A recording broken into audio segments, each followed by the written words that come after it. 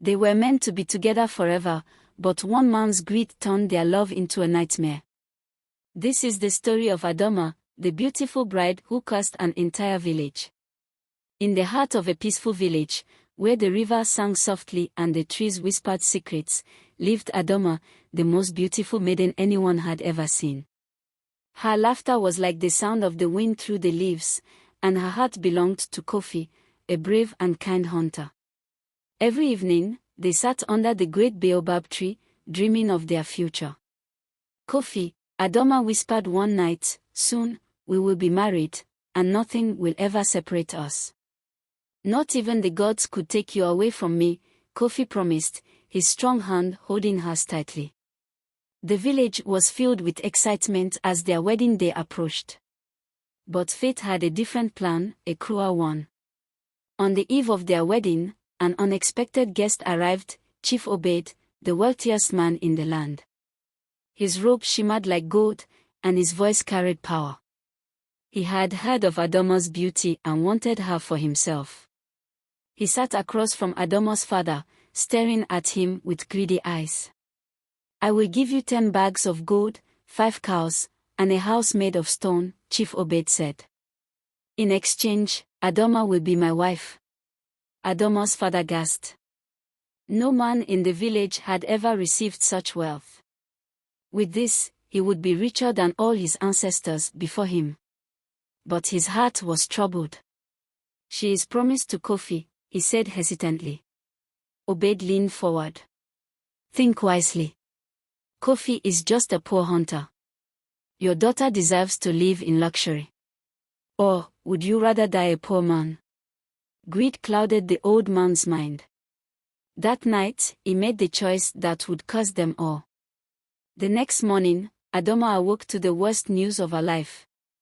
Her father stood before her, avoiding her eyes.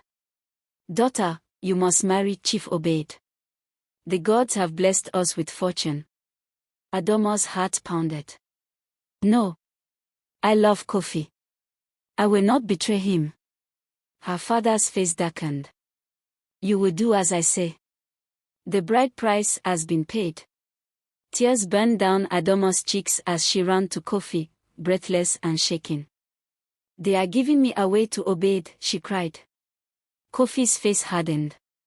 "No one will take you from me." Together, they went to the chief's palace, demanding justice. "She belongs to me," Kofi roared. "We love each other." But Obade only laughed. "Love," he sneered. "Love does not feed the hungry or build kingdoms. She is mine now." 2 guards seized Kofi, beating him until he collapsed. Adama screamed, reaching for him, but her father pulled her away. That night, as she was prepared for her wedding to Obade, she made a vow. Dressed in golden robes, Adama stood before the village. She looked at her father, at Obade, and at the people who had let greed destroy her love. Her voice was steady, but her eyes burned with rage. "I was promised to love, but you gave me to greed. You have betrayed me, and now, you will suffer as I have suffered." She raised her hands to the heavens. "May this village never know true love again. May daughters be forced into loveless marriages.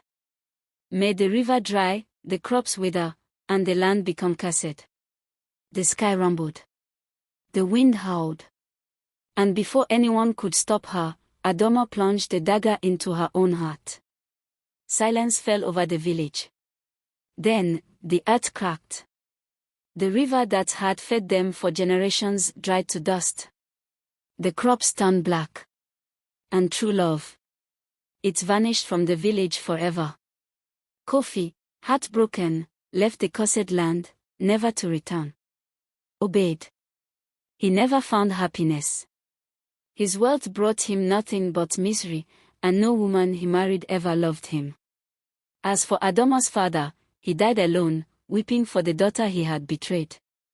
And so, the village learned a painful lesson: greed destroys. Betrayal curses. And love, once lost, may never return. They say if you walk through that village today, you will never hear the sound of laughter. No weddings, no love songs. Just the whispers of a cursed bride, and the lesson that no one will ever forget.